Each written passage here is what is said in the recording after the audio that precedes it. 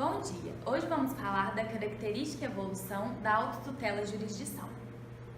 Conflitos de interesse em sociedade. Mesmo com todo o aparato legal existente, ainda é muito comum a existência de conflitos, ou seja, a legislação não é suficiente para diminuí-los, sempre gerando a insatisfação de no mínimo uma das partes envolvidas. Lide. Antes de se falar em conflito, é necessário definir o termo em uma abordagem jurídica. Conflito, como parte do direito, é definido como lide. Lide é o conflito de interesses caracterizado por uma pretensão resistida.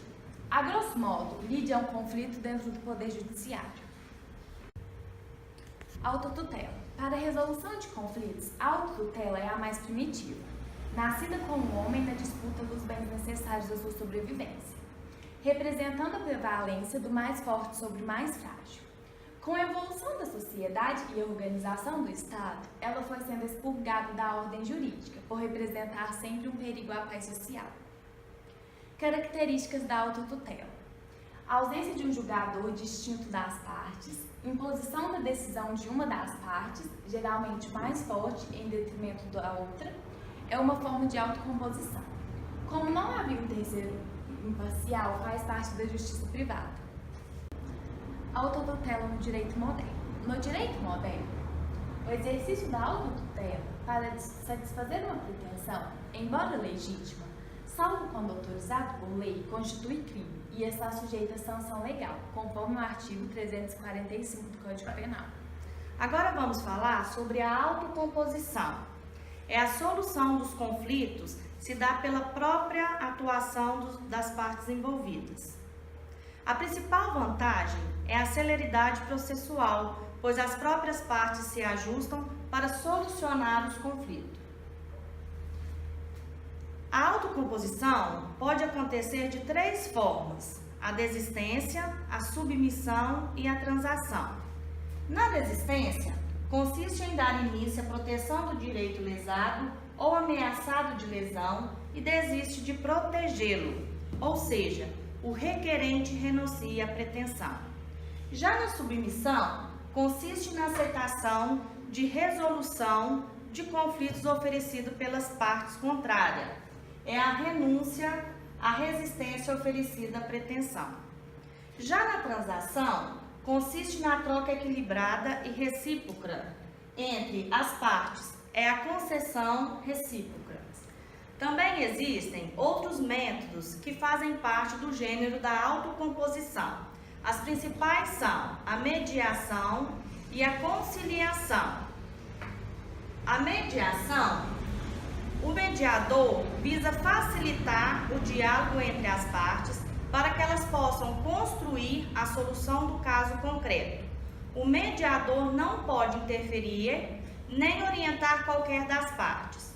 O mediador não precisa ter formação jurídica. No entanto, a lei exige que ele seja capacitado por curso oferecido ou reconhecido por tribunal ou pelo Conselho Nacional de Justiça, conforme a Lei 13.140 de 2015.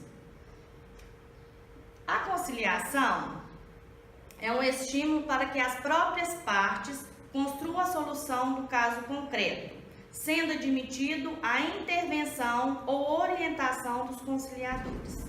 Falando agora sobre a heterocomposição. A heterocomposição é a técnica pela qual as partes elegem um terceiro para julgar a lide com as mesmas prerrogativas do Poder Judiciário.